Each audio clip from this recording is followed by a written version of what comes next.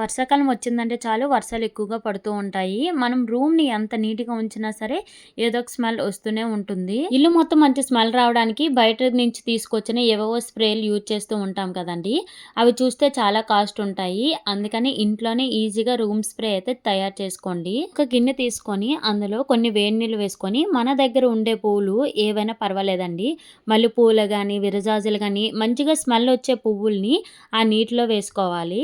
ఒక 5 మినిట్స్ అలా వదిలేసి ఆ పువ్వులన్నీ బయటికి తీసేసాక, అందులో కొంచెం జవాది పౌడర్, అలాగే పచ్చకర్పూరం ఉంటుంది కదా!